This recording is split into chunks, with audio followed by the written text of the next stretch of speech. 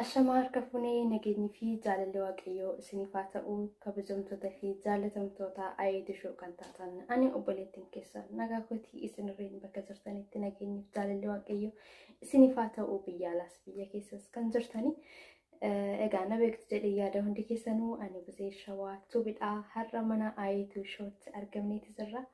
Mana ayeetu shoo maaliifan dhufe egaa oduu wayii gurra nawwatee isaafin dhufe gammaddee jechuun nagee sargii qabdi jechuudhaan akaakuu fi akkashuun yoo odeessan nagee isaan faana dhufeetiin jira.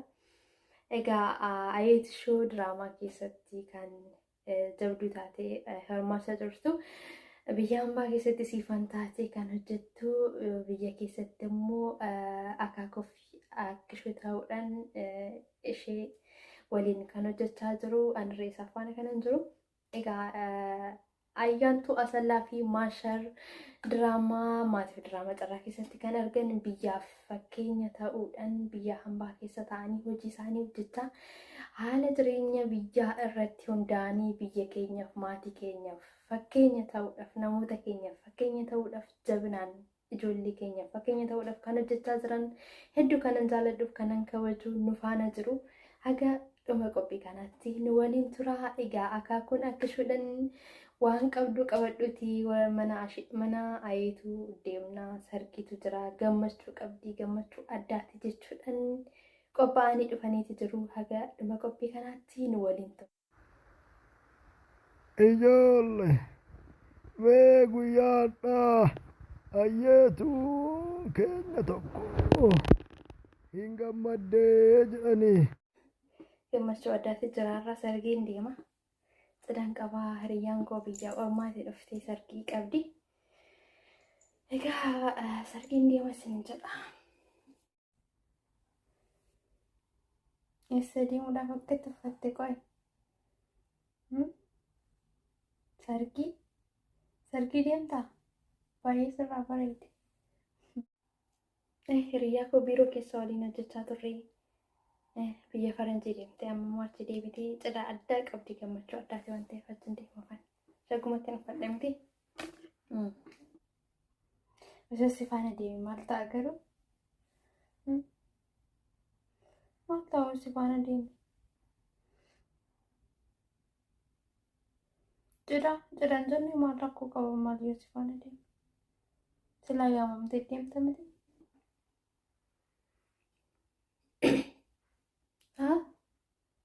Sifanan deema oduu dhiisi maal faana deemta ta'eeti. Hiriyyaa koo akka ajaa'ibaatti jaaladhu biiroo keessa waliin hojjechaa turre namoota jajjaboo biiroo keessa wajjin waliin deemna. Dursee achitti argamuu qaba sa'aatiin natti barfate. Eeyyeen oduu natti hin baay'isinii deemi.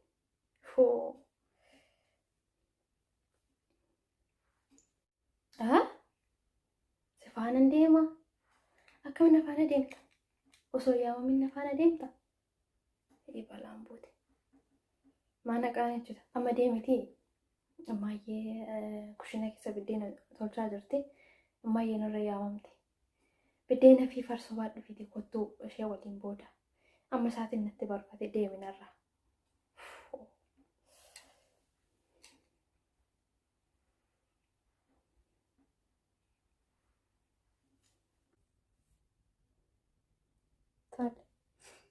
Ammayyeen hin dhufti. Biddeena fi farsoo baadhee. Tole.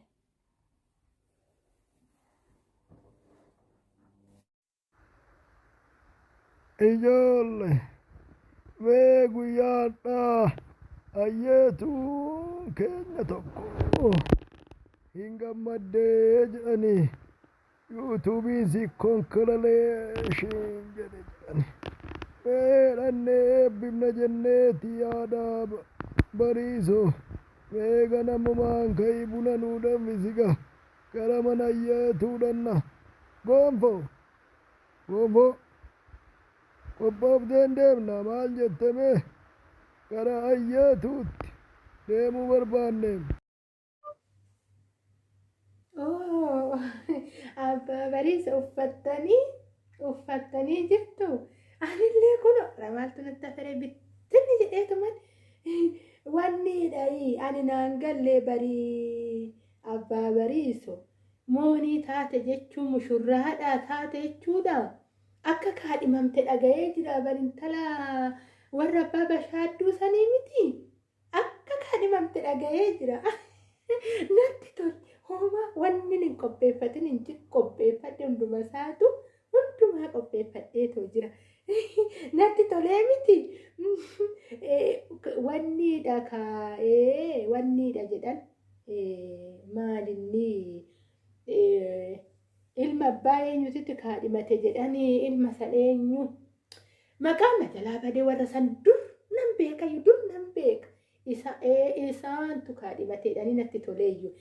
Intala warra abbaa bashaadduu sanitti qabbanee intala wayi good isin eessumaa dhageessan waraqata san xaafaniiti koottaa cidha jedhanii ani hin beeku kaa xaafuu sanillee silaa waan dubbisaa miti warrumti xaafee fide sun hoggaanaa dubbisan maree duruu isinumatti kenneetan isinuma sanatti kun dudubbifataa kaa ta'u kaa ka'e ilaalan mucaan kiyya waan naa bite.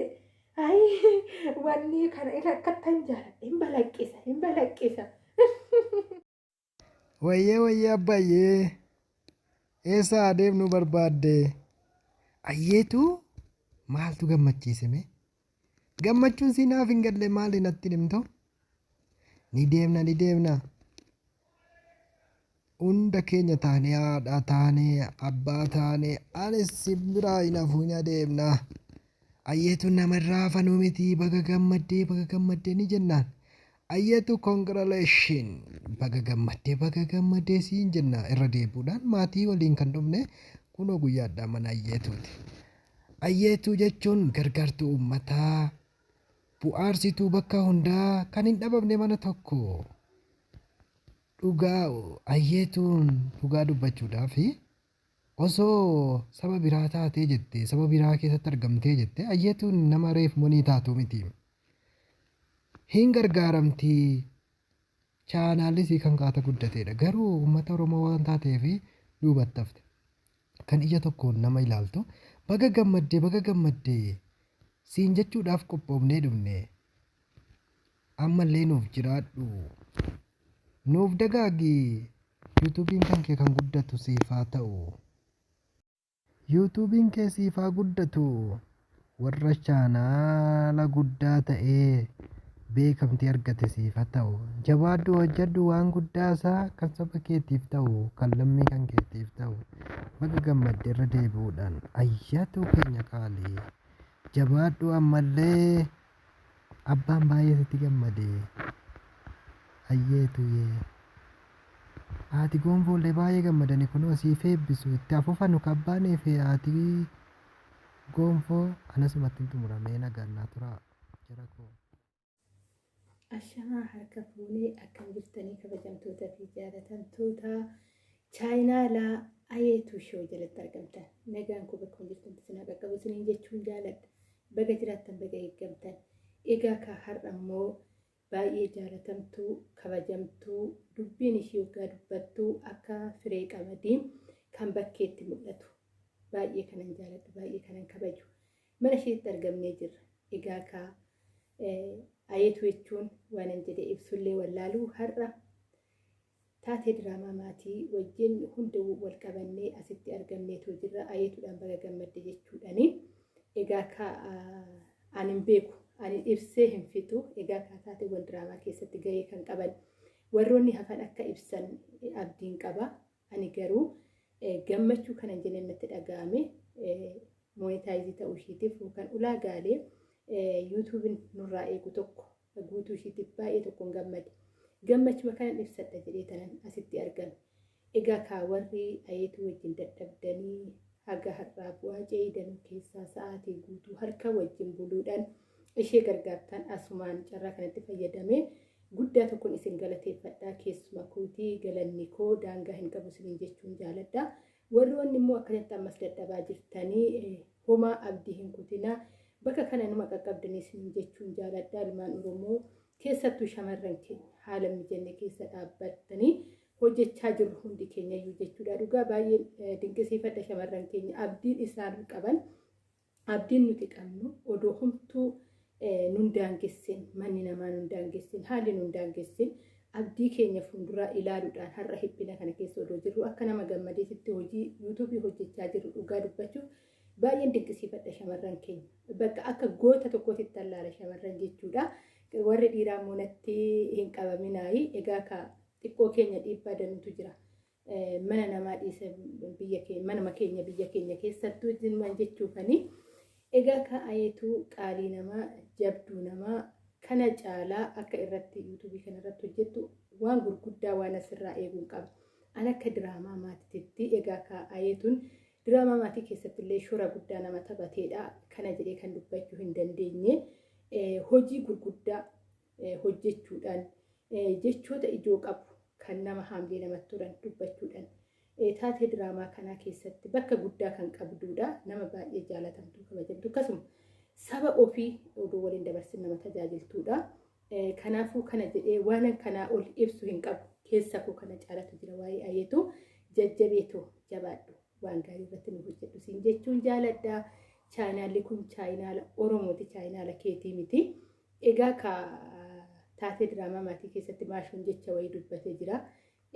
Ayeetuun silaa qaata moonitaayizii taatee odoo saba biraa taatee ayeetuun wal gargaaruun Oromoo wal bira dhaabbachuun keenya xiqqoo gabaabaa ta'uurraa kan ka'e daftee moonitaayizii hin taane akka jabduu taatan akka cimtuu taatan jedhee dubbate. Egaa ka sagalee isaanii dhageessan isarratti dhaabbadhee waa tokkoon dubbachuu qaba. Egaa kaayi mixiin baay'attee fi galaanni fudhachuun hin oolu yookaan bishaan fudhachuun hin oolu jedhasan akka hin taane nuti yeroo baay'ee baay'inuma keenya laalla malee wal gargaaru wal tajaajiluu irratti anis ofitti simaatan jira. Anis mataa kootiin ani ayyaantuu nama guutuudha jedhee dubbachuu kooti fi namni matuma isaatiin hir'ina mataa isaa qaba. Garuu hir'inuma keenya san keessatti haga danda'ame keessattuu ijoollee moonitaayizii ta'an gadi tuqxanii koomentii barreessitanii ba'uun chaayinaala wal harkatti ajjeesuu ta'aa jira. Erga saba kooti nan tajaajila jettee gaafa chaayinaalii san gadi tuqxu yookaan viidiyoo doolaariin irra darba. Gaafa viidiyoo laaluudhaa gadi tuqxan koomentii barreessuun ani dhufe mana kee jechuu yoo ta'een alatti yoo viidiyoo san hin laalin faayidaa wayiitu namni hin qabu. Dadhabbii isaa namni wallaalin jiru namni chaayinaala hojjetu tokko. Kanaafuyyuu gaafa viidiyoo kana gadi tuqxan yoo haalillee sinitti mijachuu baate keessaa ba'uu osoo hin ta'in viidiyichi sun haga ta'ee haga laallamu wal gargaaruudhaan wal biraa dhaabbannu isiniin jedhaa ijoollee Oromoo gamanumaanii jecha maashootirra dhaabbadheetan jecha kana jedhe. Egaa ka baay'ina jennee haasa'u qofa osoo hin ta'in baay'ina kan hojiitti haa jijjiiru isiniin jechuun jaaladha. Jecha koo keessatti garuu wanti sin miidhe ni jira jedhee yaaduu sin miidhes ta'ee dhiifama naa godha isiniin jechuun jaaladha. Nuyi manni kun mana keenya deddeebinee dhufnaa warroonni nu jaalattan jiraattan yookaan warroonni nu hordoftan diraamaa keenya 1 2 3 jettanii haga 14 nu hordofaa jirtan garaattan deebi'aa mana ayyeetutti illee ganaa walitti deebinaa wantoota gurguddaa chaayinaalii kanarratti ganaa hojjenna jennee wantoonni qabanneetu dhufnu ganaa baay'ee jira. Egaa kaa'anii ayyaantuu asallaa jecha koo kanuma irratti xumuree jira.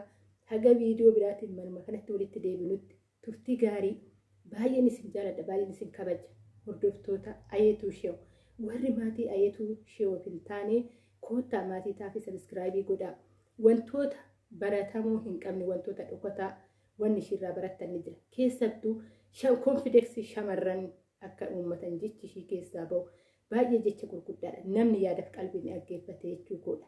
Kanaafuyyuu walitti deebina manuma kanatti turtii gaarii. Egaa kabajamtoota fi jaalatamtoota keenya akkuma dhaggeeffatan ayyaantuu asallaa rafata diraamaa keessatti kan argamtu jechoota hedduu kan dubbatteetii jirtu isiniif gala dhaggeeffatanis jedhee abdii guutuun qaba. yuutuubii namaa yoo daawwattan yookaan yoo dhaggeeffattan gaduma tuqxanii hin deeminaa yookaan gadumaatti dhaggeeffadhaatii laayik godhaasin jechuudhaan ergaa ishee dirree asumaan dabarfatteetii jirti. Walii hirmaannaan keenyas gadi bu'iinsa akka ta'e hundi keenya ni beekna. Egaa mee nutti barachuu waliif jiraachuu keenya anumarraa kaasee isin jechuu barbaada. Egaa hundi keessanuu egaa aga dhuma qophii kanatti waliin turuu keessaniif hedduu galatooma. Anirreen asumaan ayyuutii koo jaalatamtuuf kabajamtuu koo hedduun siif gammadeeti jira. Gammachuun kee bara jireenya kee kan dhuma hin qabne siif haa ta'u. Kana caalaa ammarree jabduudha jecha siif hin qabu. Kana caalaa gammadiitti argamee bara jireenya kee gammachuun kee adda hin citine siin jedha. Egaa waa baay'ee keessa dabarte. Ilmi namaa beekaas ta'ee beekumsa jabaas yoo qabaate fatanaa hedduu qaba. Wanta hedduu hojjechuu namni danda'us immoo yeroo dheeraa itti fudhachuu danda'a. Yeroo gabaabaa keessatti wanti barbaade sun namaaf guutuu hin danda'u. Hundi isaa yeroo isaa eeggatee ni milkaa'a waan ta'eef baga gammaddeessiin jedha. Egaa daftee monitaayizii ta'uu qabdi jedhanii sirriin dubbatameeti jira. Egaa kuni walii hirmaannaa keenya waaqayyoof galanni haa ta'u. Dhugaa dubbachuuf ijoolleen keenya immoo amma yoo ilaalaa jiru walii hirmaachaa jirtu warri ganaalee fi irra jirtan jajjabaadhaan nuti isin waliin jirra. Egaa hundi keenya wanta barbaannu tokko har'uma galmeessinee har'uma galma geenya jechuun hin danda'amu. Inni immoo wanta dhugaatirratti wanta dafqa keenyan hojjennee galma geessisnu ta'uu qabna. Kanaaf wanta beekumsa keenyarraan ka'e wanta dandeettii keenyarraan ka'e tokkoon gadi dhaabbannee hojjechuu qabna waan ta'eef yeroo dheeraarree nutti fudhatu wanta dhalootaaf barumsa ta'u tokko wanta nama fayyadu tokko irratti hojjechuu qabna. Miidiyaa kanarratti jechuudha. Miidiyaa kana itti fayyadamnee namoonni irree akka itti fayyadaman dhaloonni irree akka itti fayyadaman gochuu qabna malee miidiyaan kun nutti fayyadamuu hin qabu. Miidiyaa kanarratti miidiyaa itti fayyadamnu miidiyaatu nutti fayyadamaa jira jechuudhaan dubbiin garaagaraa ka'aa ture. Haa ta'uti garuu baay'inaan nuti miidiyaa itti fayyadamaa jiru waan ta'eef itti fayyadamnee dhaloonni irree itti fayyadamuu barumsa guddaa dabarsuu qabna jechuun jaaladha. Akka barumsa irree dabarsitan abdii guutuun isinirraa qaba. Ayeetu shoo jaalatamtuuf kabajamtuu koo ammarreen hojii gaariirra jirtaa. Kana caalaa cimii hojjedhuutii dhalootaaf fakkeenya ta'ee argamii iddoo guddaa akka geessu shakkii hin qabu sin jedha. Kabajamtoonni fi jaalatamtoonni ayeetu shoo hedduu sin jaaladha. Hedduu sin kabajaa. Aga ammaatti nu waliin turuu keessaniif galatoomaa. Horaa bulaa.